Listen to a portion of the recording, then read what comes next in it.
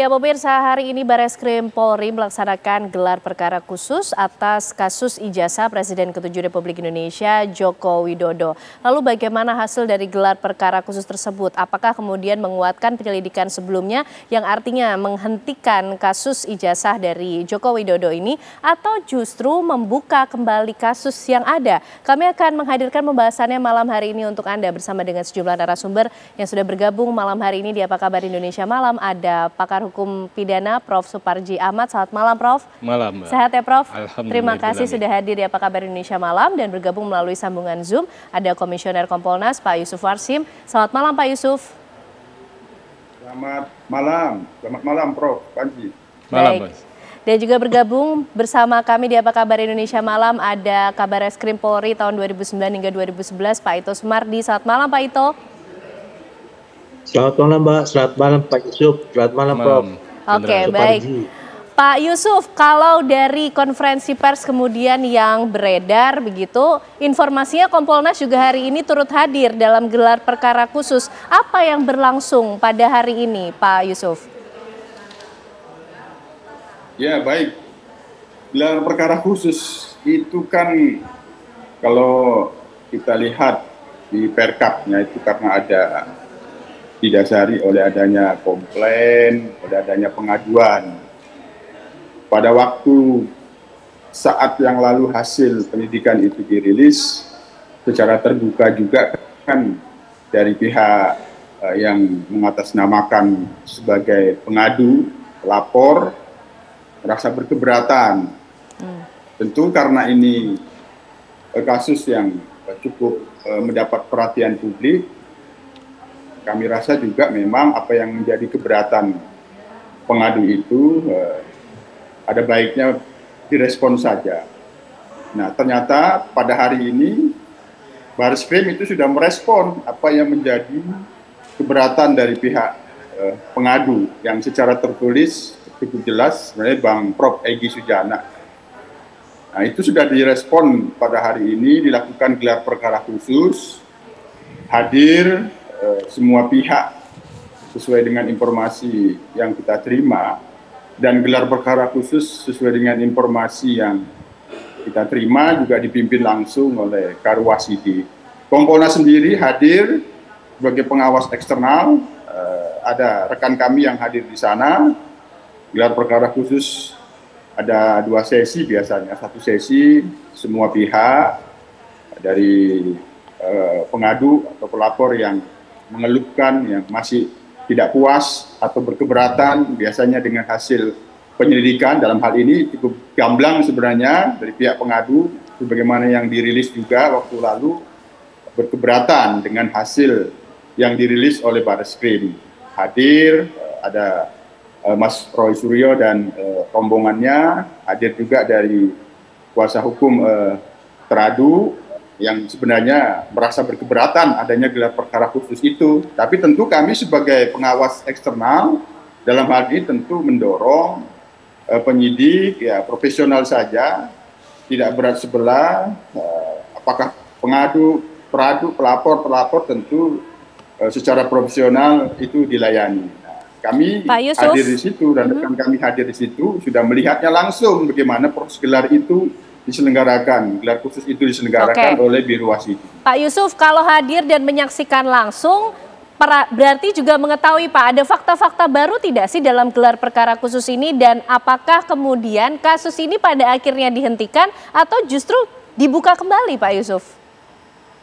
Kan masih ada 2 sesi. Sesi yang kedua ada internal penyidik dengan Kompolnas. Nah, itu yang secara resmi tim yang hadir pada hari ini belum menyampaikan secara resmi, tapi sejauh banyak apa yang disampaikan, apa yang mengemuka dari pengadu ya sebenarnya yang selama ini sudah mengemuka juga di ruang publik, hanya ada beberapa hal-hal yang secara spesifik, yang intinya apakah itu nanti akan dibuka kembali, tentu ini ada pada kewenangan penyidik. Nah, hanya saja apakah ada novum yang muncul dari gelar perkara khusus itu, itulah masih menjadi rapat sesi kedua eksternal, yang itu sesi yang kedua internal dan pengawas eksternal Kompolnas. Baik, tadi kami secara resmi belum mendapatkan update terakhir dari tim yang mengikuti rapat sesi kedua gelar perkara khusus itu. Berarti masih berlangsung ya Pak sesi kedua antara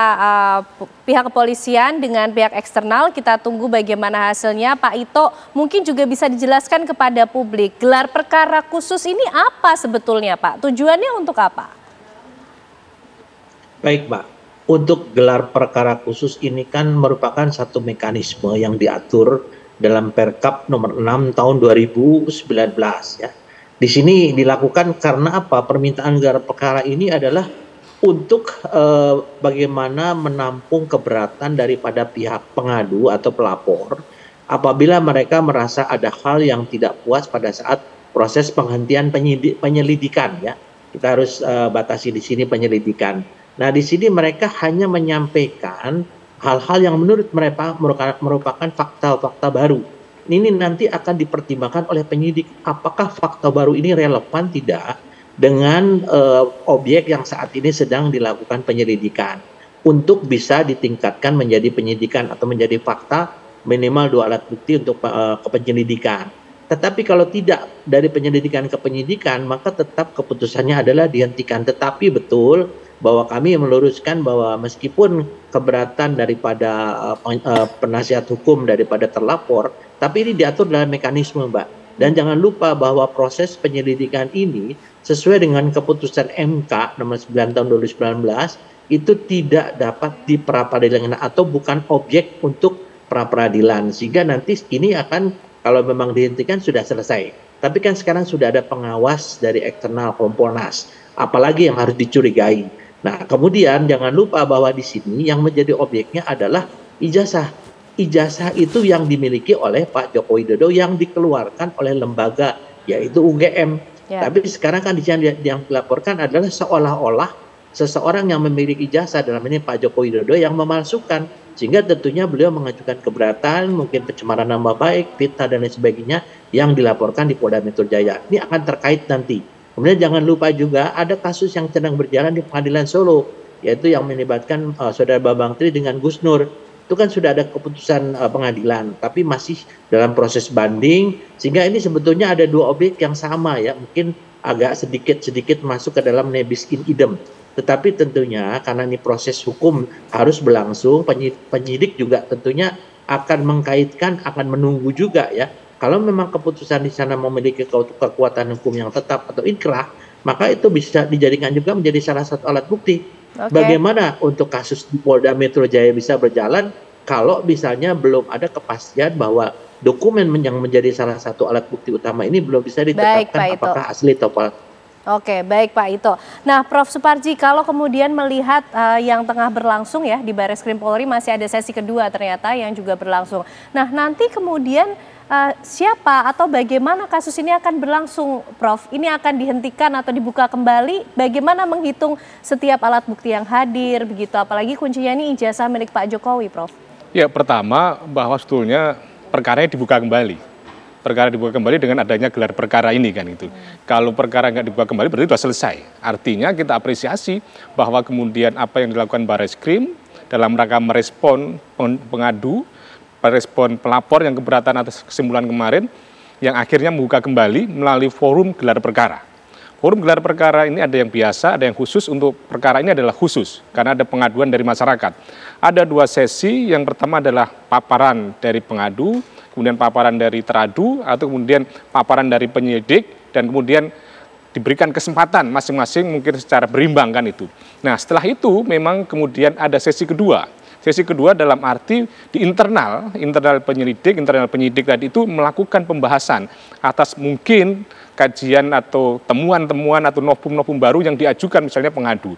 Nah, kemudian pada akhirnya nanti dari mekanisme internal nanti tadi itulah yang kemudian akan mengambil kesimpulan dan sekaligus merekomendasikan. Apakah kesimpulan ini bahwa alat buktinya cukup sudah untuk dihentikan atau sebaliknya ternyata perlu pendalaman lebih lanjut. Jadi harapannya bahwa kemudian semua pihak menghormati proses hukum ini. Bahwa ini adalah rangkaian yang tidak terpisahkan dari peradilan, sistem peradilan pidana terpadu. Gelar perkara ini adalah diatur secara jelas dalam perkap tadi itu, dan kemudian bagaimana intinya adalah bahwa semua pihak harus menghormati bahwa kemudian ketika ada rekomendasi, ada kesimpulan yang menyatakan bahwa memang tidak ada bukti baru yang kemudian untuk menyimpulkan adanya peristiwa pidana, maka harus dihormati. Tetapi pada sisi yang lain, harapannya adalah dilakukan secara cermat, dilakukan secara hati-hati, secara presisi, sehingga kemudian tidak ada lagi keberatan-keberatan. Memang kemudian ya bisa diprediksi kesimpulan seandainya ini sama, pasti akan menimbulkan keberatan di pihak lain. Tetapi itulah mekanisme hukum yang dihormati gitu. Oke. Pak Yusuf, ini dalam sesi kedua Kompolnas juga turut serta Pak dalam pembahasan di pihak eksternal dan juga Kompolnas sebagai pengawasnya, begitu artinya tidak lama lagi kita juga akan mendapatkan pengumuman resmi yang disampaikan oleh pihak kepolisian? Ya, ini gelar perkara khusus dalam kasus ini kita lihat memang wujud transparansi dan akuntabilitas yang dijunjung oleh penyidik kita apresiasi. Biasanya kita sering menghadiri gelar perkara khusus, kalau sudah sesi kedua itu sudah banyak masukan-masukan di sesi pertama, biasanya kami tidak perlu ikut lagi. Nah, tapi karena ini wujud transparansi dan akuntabilitas yang sebenarnya ini adalah sesi internal penyidik dengan pihak-pihak yang penting, misalnya jarang kita Kompolnas dalam gelar perkara khusus itu bisa sampai sesi kedua, tapi karena ini ingin menunjukkan transparansi dan akuntabilitas penyelidikan yang kemarin sudah dirilis dihentikan ini, ya Kompolnas ikut. Nah, tentu nanti dalam pembahasan itu biasanya kan memberikan apakah itu sifatnya penguatan-penguatan atau saran-saran yang memerlukan tambahan-tambahan untuk memastikan apakah memang ini bukan novum atau ini novum. Saran-saran dan masukan Kompolnas biasanya langsung di situ apabila ikut di dalam gelar yang sesi kedua ini, yang sebenarnya sekali lagi di dalam kebiasaan dan prakteknya itu internal penyidik dengan pihak-pihak tertentu, apakah itu ahli atau dari laboratorium forensik. Itu biasanya Ken Ani.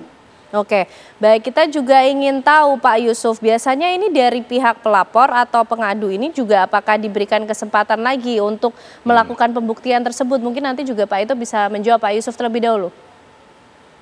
Ya, kalau di Kompolnas kita namanya menerima pengaduan, menerima keluhan itu ya dia tetap terbuka. Tapi sekali lagi kita tunggu saja hasil dari gelar perkara khusus ini, apakah memang tetap sesuai dengan yang sudah dirilis bahwa tidak ditemukan unsur pidana beberapa waktu lalu, atau ada hal-hal yang memerlukan pendalaman lebih lanjut dari hasil gelar perkara khusus ini, ya kita harapkan nanti akan disampaikan ke publik dari Barreskrim. Itu saja Ken Ani.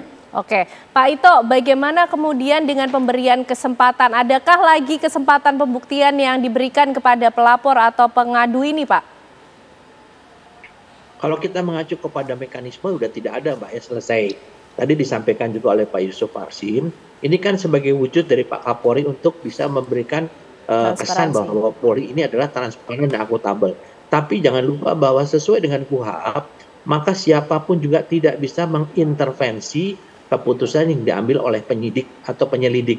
Sehingga di sini hanya dilakukan pengawasan apakah memang ada intervensi ataukah memang ada manipulasi atau tidak. Nah, kalau sudah nanti Kompolnas sebagai pengawas eksternal ini sudah melakukan tugasnya, tentunya semua pihak harus bisa menghormati. Tadi Prof mengatakan bahwa kita harus menghormati proses hukum yang berlaku. Kalau tidak puas, nah, di dalam proses penyidikan ini bukan pengadilan, jadi tidak ada namanya istilah di sana berdebat dan lain sebagainya. Nanti silahkan kalau ini diangkat menjadi satu kasus melalui proses penuntutan ya, di penuntut umum sampai ke pengadilan, silakan nanti di sana bisa menyampaikan hal-hal yang dianggap keberatan yang bisa menjadi pertimbangan hakim. Saya kira demikian. Oke, Prof, ini menjadi menarik nih karena akhirnya apakah hari ini juga kita akan melihat hasilnya ini kasus dari ijazah Pak Jokowi akan menemui akhirnya atau justru masih ada potensi dibuka lagi nih, Prof. Tapi ditahan dulu penjelasannya, Prof, ya. Usai jeda kami kembali hadir untuk Anda pemirsa.